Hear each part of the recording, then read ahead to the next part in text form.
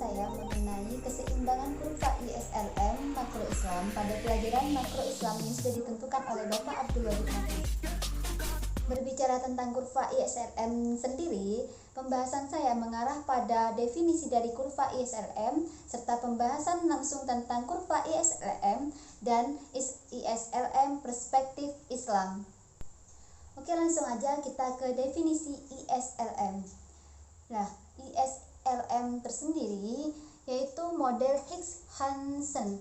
Hicks-Hansen adalah alat ekonomi makro dua dimensi yang menunjukkan hubungan antara suku bunga dan pasar aset. Juga dikenal sebagai output real di pasar barang dan jasa ditambah pasar uang. ISLM.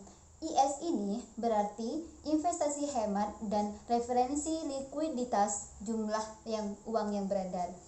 Sedangkan LM yaitu kurva model keseimbangan umum, di mana seharusnya keseimbangan simultan terjadi di kedua barang dan pasar aset.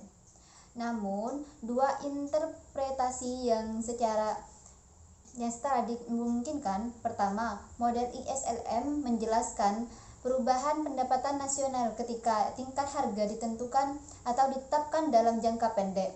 Kedua, yaitu model ISLM menunjukkan mengapa kurva permintaan agregat dapat bergeser. Oleh karena itu, ISLM atau alat ini itu terkadang digunakan tidak hanya untuk menganalisis fluktuasi ekonomi, tetapi juga untuk menyarankan tingkat potensial untuk kebijakan stabilisasi yang sesuai. Oke, selanjutnya kita ke pembahasan kedua, yakni pembahasan ISLM.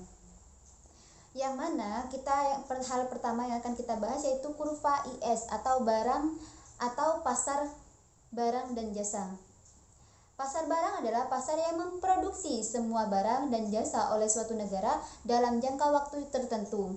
Permintaan dalam pasar barang merupakan agregasi dari semua permintaan akan barang dan jasa di dalam negeri. Sementara yang menjadi penawarannya adalah semua barang dan jasa yang diproduksi dalam negeri.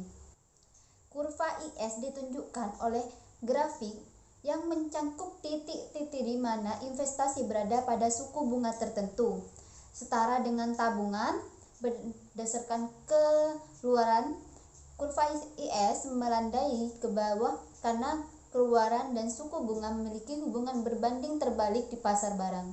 Apabila keluaran meningkat, maka akan lebih banyak uang yang ditabung, yang artinya suku bunga haruslah diturunkan untuk mendorong investasi yang cukup sehingga sama dengan tabungan. Kurva IS menyatakan hubungan antara tingkat bunga dan tingkat pendapatan yang muncul di pasar barang dan jasa. Dapat dikatakan bahwa kurva IS adalah kurva yang dapat memungkinkan pasar barang dan jasa berada dalam keseimbangan. Selanjutnya kita akan beralih kepada kurva LM, yaitu pasar uang.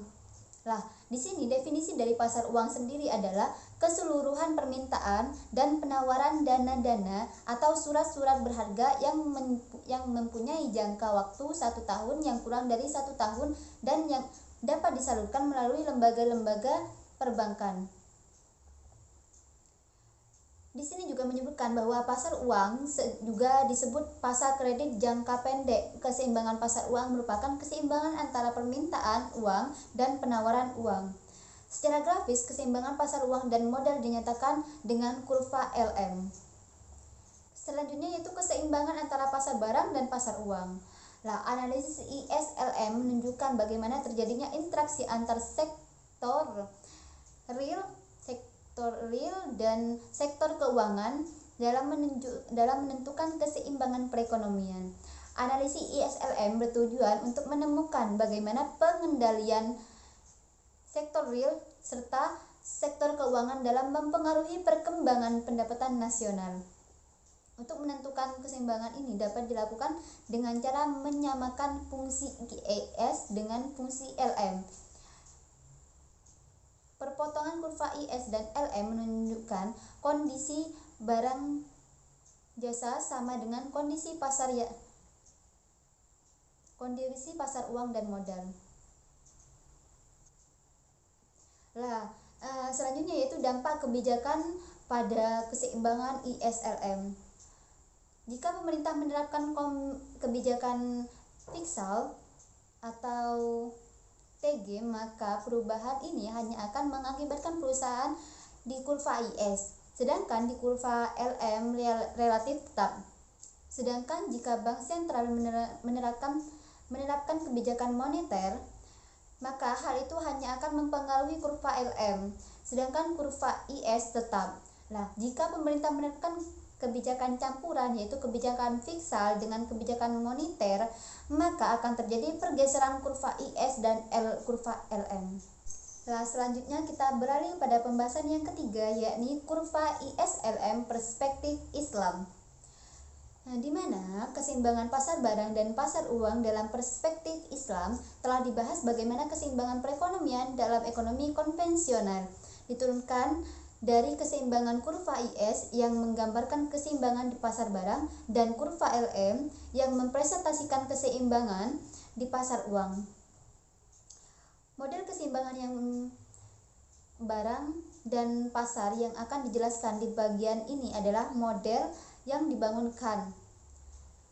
Model ini berangkat dari kerangka ISLM konvensional sebagai suatu jembatan untuk menentukan model pendapatan ke pertumbuhan ekonomi. Kerangka ISLM dalam hal ini digunakan untuk menelaah fungsi investasi dan permintaan uang dalam sebuah perekonomian. Bagian yang lebih awal dibahas dalam konsep pasar barang dalam Islam, yang selanjutnya dibahas bagaimana konsep pasar uang dalam Islam. Nah, pasar barang dalam perspektif Islam.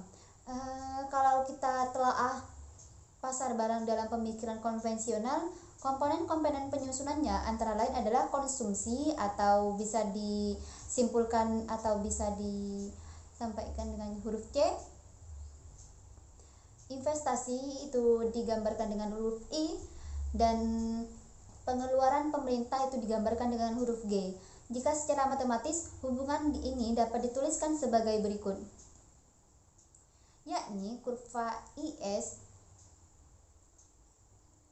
yaitu I sama dengan C dalam kurung I kurangi T, I dalam kurung I, dan G.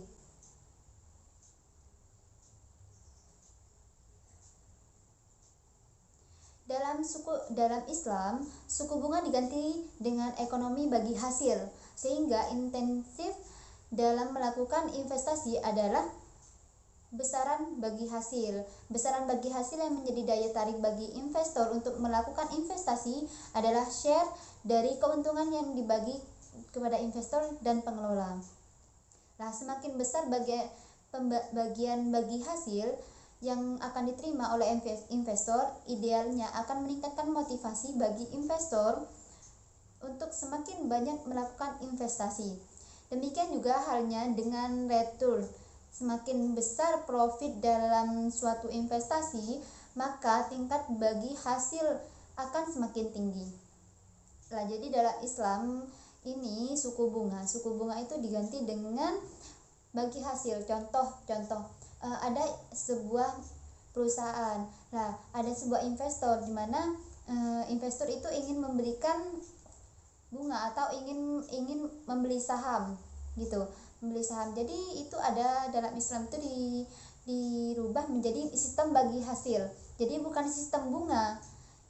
Bukan yang dimasukkan dari investor tersebut adalah bukan meminta bunga dari apa yang sudah masuk ke dalam perusahaan tersebut, tapi melalui sistem bagi hasil, di mana keuntungan yang diperoleh oleh perusahaan itu dibagi hasil dengan investor. Selanjutnya yaitu permintaan uang dalam perspektif Islam. Nah, permintaan akan uang dalam suatu sistem perekonomian yang Islami akan dipengaruhi oleh motif seorang Islam atau motif seorang Muslim dalam memegang uang. Menurut Matt Welly, ada dua motif utama seorang Muslim dalam memegang uang. Yang pertama yaitu motivasi transaksi, yang kedua yaitu motivasi berjaga-jaga.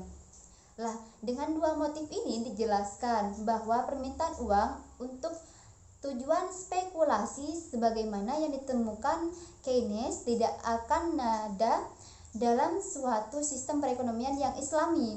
Permintaan uang dalam ekonomi Islam menurut McWelly juga dipengaruhi oleh tingkat pendapatan. Besarnya persediaan uang tunai akan berhubungan dengan tingkat pendapatan dan frekuensi pengeluaran. Nah, motivasi berjaga-jaga meskipun dibenarkan namun tidak berlebihan dari perkiraan biaya transaksi yang mungkin akan muncul.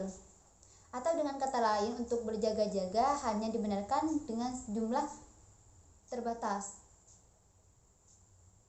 Nah, jumlah terbatasnya uang itu untuk berjaga-jaga tidak dapat dari kepercayaan seorang muslim akan janji Allah di Al-Quran bahwa Allah akan menjamin rezeki mereka. Bahkan dalam suatu hadis dikatakan bahwa Rasulullah tidak bisa tidur jika terdapat uang dinar di kantongnya. Nah, bahwa permintaan uang seorang muslim dipengaruhi oleh pendapatannya, maka fahimkan membuat hubungan ini secara matematis, yaitu L sama dengan BY. Meskipun demikian, adanya rasa tanggung jawab seorang muslim dalam membantu sesama muslim lainnya, maka motif pemegang uang seringkali dilandasi sikap untuk dapat memberikan pinjaman